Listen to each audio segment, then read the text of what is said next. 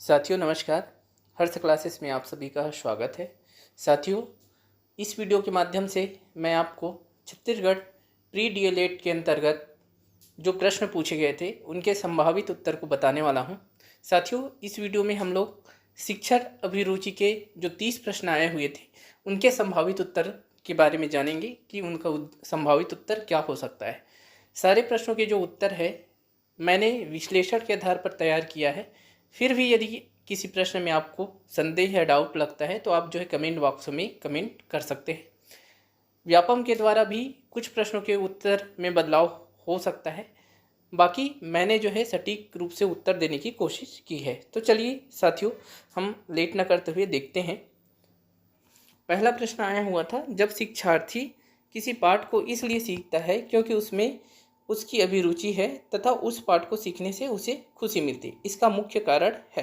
तो देखिए साथियों, इसमें हम जो है आंसर को देखेंगे, ज़्यादा डिटेल में विश्लेषण सेपरेट वीडियो के माध्यम से करेंगे, क्योंकि अभी आपको आंसर को जल्दी से हम देखेंगे, क्योंकि डिटेल में एनालिसिस करने से वीडियो बहुत लंबा होने वाला है।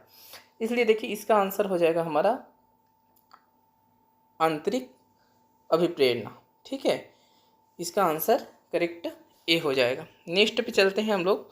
कार्यस्थल में किसी नई परिस्थिति के अनुकूल ढलने का पहला कदम क्या है?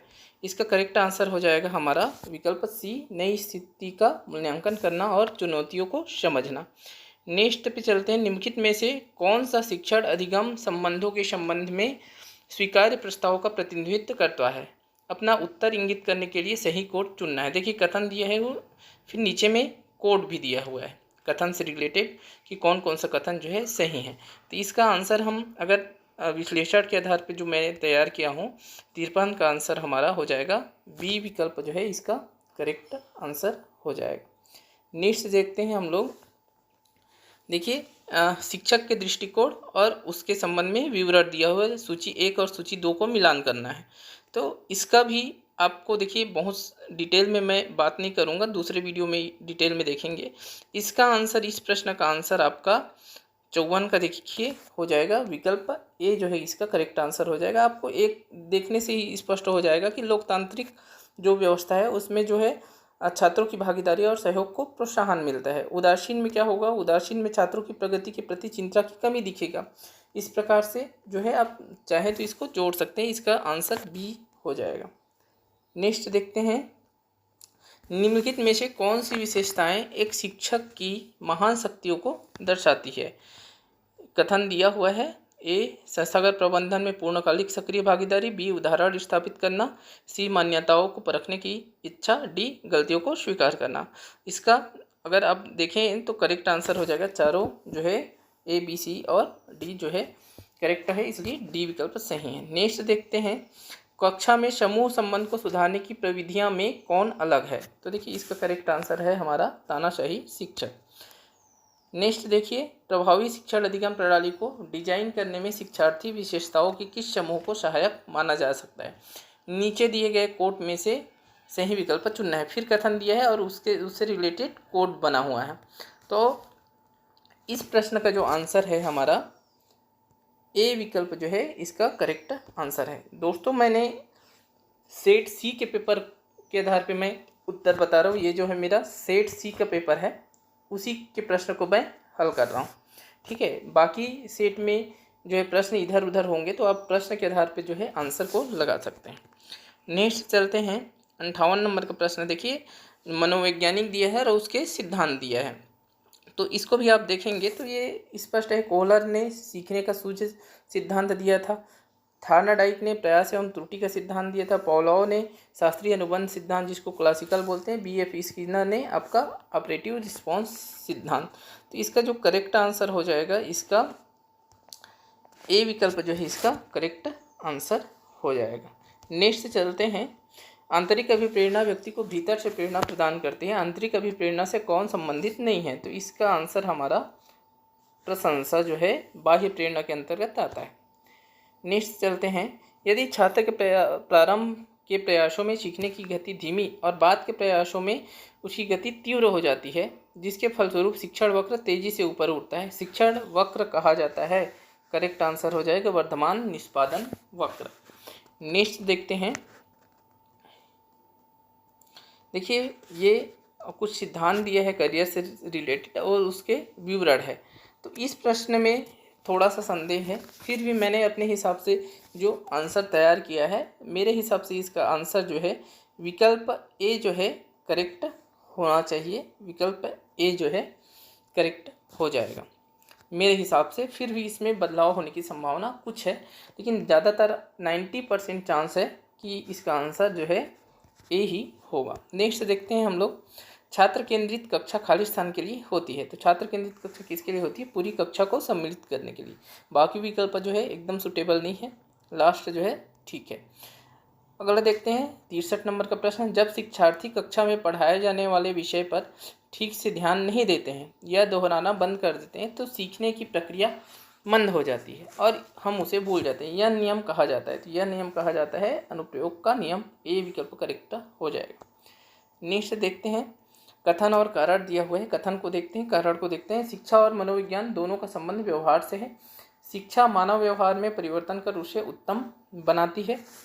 कथन बिल्कुल सही है। कारण तर्क दिया है, धर्म और धन के द्वारा जीवन में उन्नति की जाती है।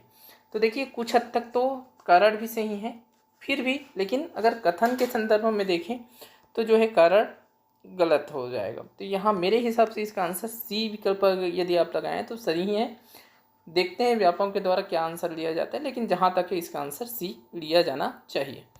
नेक्स्ट देखते हैं हम लोग 65 नंबर का प्रश्न। देखिए फिर कथन और कारण है। कथन और कारण से संबंधित क्वेश्चन बहुत पूछे जा रहे हैं। ठीक है, कथन है, सामाजिक व्यवसायिक रुचि वाले लोग सीखने या बढ़ने में मदद के लिए दूसरे के साथ काम करना पसंद करते हैं। ठीक है, सही है बिल्कुल।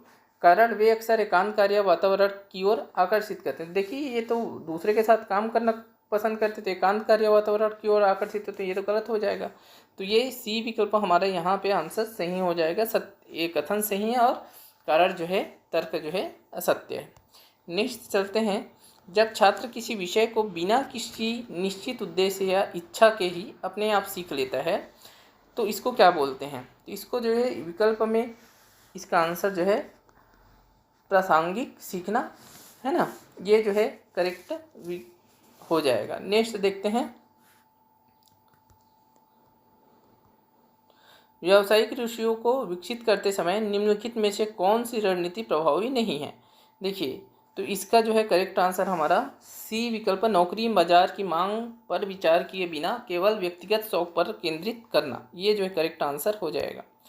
नेक्स्ट प्रश्न देखिए, जॉन हॉलैंड का सिद्धांत क्या था? जो करियर से संबंधित पिछला वाला प्रश्न भी है, उसी से रिलेटेड है। तो इसका आंसर हमारा बी विकल्प हो जाएगा। कामकाजी लोगों के 6 व्यक्तित्व होते हैं जो 6 कार्य वातावरणों में मिल जाते हैं। नेक्स्ट प्रश्न देखते हैं, छात्र स्कूल अवस्था में अब व्यावसायिक लक्ष्य से अनभिज्ञ होते हैं, लेकिन शिक्षक छात्रों की योग्यता एवं क्षमता को ध्यान में रखकर एक निश्चित व्यावसायिक लक्ष्य की ओर प्रेरित करते हैं, तो इससे छात्रों की शैक्षिक उपलब्धि पर प्रभाव पड़ता है। इसका आंसर हो जाएगा सकारात्मक प्रभाव। नेक्स्ट प्रश्न देखते हैं, मैकडूगल ने बालक की 14 प्रकार मूल प्रवृत्तियों और उनके संबंध संवेग का वर्णन किया है। प्रमुख 5 संबंध संवेग को क्रमबद्ध कीजिए। यहाँ पे दिए है वात्सल्य, क्रोध, घृणा, कष्ट, भय। इसको जब आप जमाना चाहें तो इस पे जो विकल्प हैं ये चारों विकल्प ही गलत हैं, क्योंकि यदि इसको क्रम से आप जमाना चाहें तो इसमें कोई भी विकल्प में क्रम से नहीं जमा हुआ है।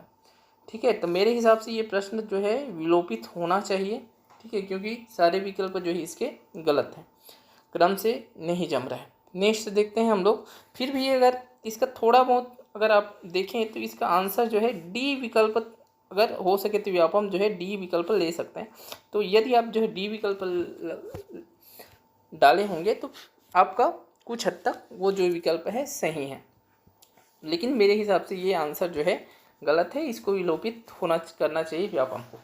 नेक्स्ट पे चलते हैं हम लोग, पावलोव द्वारा कुत्ते पर किए गए प्रयोग संबंध सहज क्रिया को क्रमबद्ध कीजिए।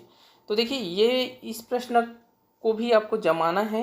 जो क्रिया है, पावलोव का जो शास्त्रीय अनुबंधन का सिद्धांत है कि एक क्रिया के कारण जो है दूसरा प्रतिक्रिया वाला है ना, इसमें एक कुत्ता रहता है, कुत्ते को घंटी बजाया जाता है, फिर भोजन दिया जाता है, फिर घंटी बजाया जाता है, फिर भोजन दिया। इस प्रकार से बहुत बार करने के बाद एक स्थिति ऐसा आता है कि घंटी तो बजाया जाता है लेकिन भोजन नहीं दिया जाता है। तो कुत्ता क्या होता है, घंटी जैसे ही बजता है तो कुत्ते का लार टपकने लगता है। तो भोजन के बिना भी जो है घंटी बजाने पे कुत्ते का लार जो है टपकता है। तो ये जो है इसको जमाना है हमको। तो पहला क्या है, इसका सी जाता, सी घंटी बजाना, फिर घंटी बजाना और घंटी बजाना, फिर भोजन प्रदान करना। सी के बाद ए के बाद आपका आ जाता डी, और डी के बाद लास्ट में आता बी। तो ये जो है सही क्रम होता। तो यदि आप ये देखें, ये सी विकल्प को देखें, तो ये यदि ये सी की जगह में यहाँ पे बी होता तो ये सी विकल्प यहाँ पे सही हो सकता था। तो मेरे हिसाब से इसके जो विकल्प हैं ये सही नहीं है, ये विकल्प, ये जो है क्रम सही है।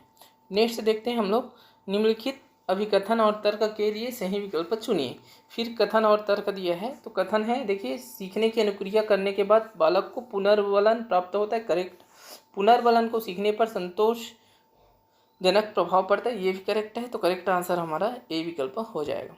नेक्स्ट प्रश्न देखिए, शिक्षण का मुख्य उद्देश्य होना चाहिए। तो शिक्षण का मुख्य उद्देश्य क्या होना चाहिए, तो ये होना चाहिए छात्रों में चिंतन शक्ति का विकसित करना। बाकी विकल्प जो है उतने सूटेबल नहीं है। इस प्रश्न के हिसाब से जो है डी विकल्प जो है हमारा सही है। नेक्स्ट प्रश्न, नीचे दिए गए कार्यों को उस उपयुक्त क्रम में व्यवस्थित कीजिए जो व्यावसायिक रुचियों की पहचान और विकास के लिए सबसे उपयुक्त है। देखिए यहाँ पे दिया हुआ है, ठीक है।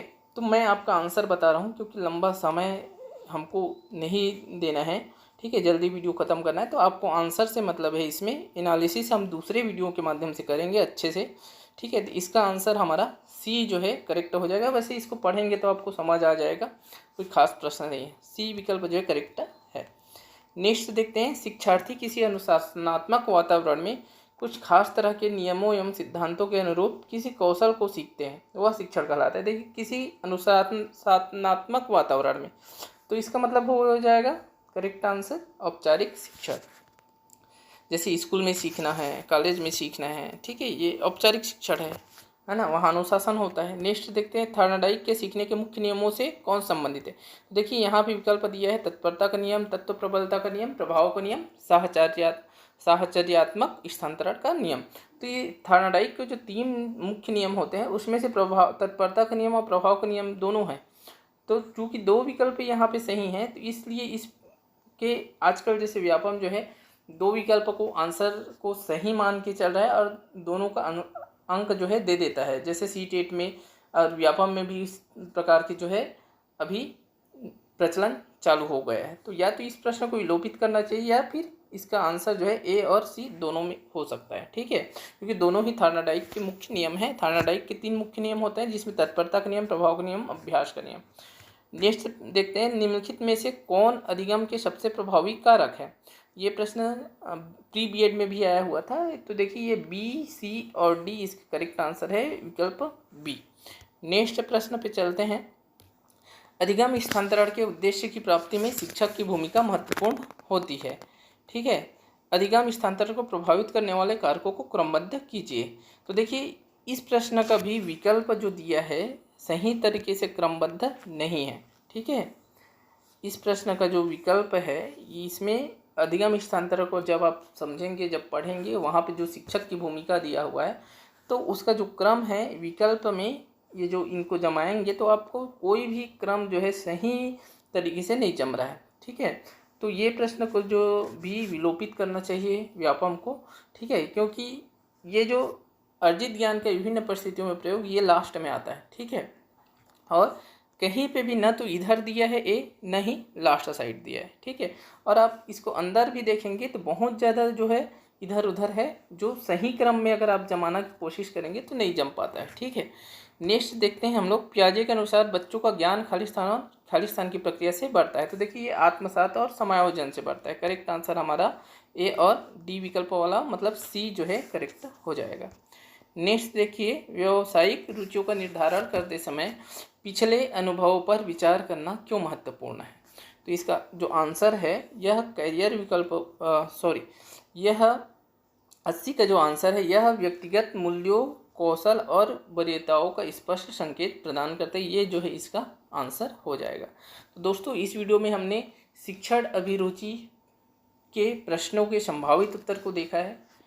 सारे प्रश्न के जो संभावित उत्तर है विश्लेषण के आधार पर सटीक रूप से देने की कोशिश की गई है। फिर भी यदि आपको किसी प्रश्न में संशय है तो आप जो है कमेंट में कर सकते हैं, ठीक है।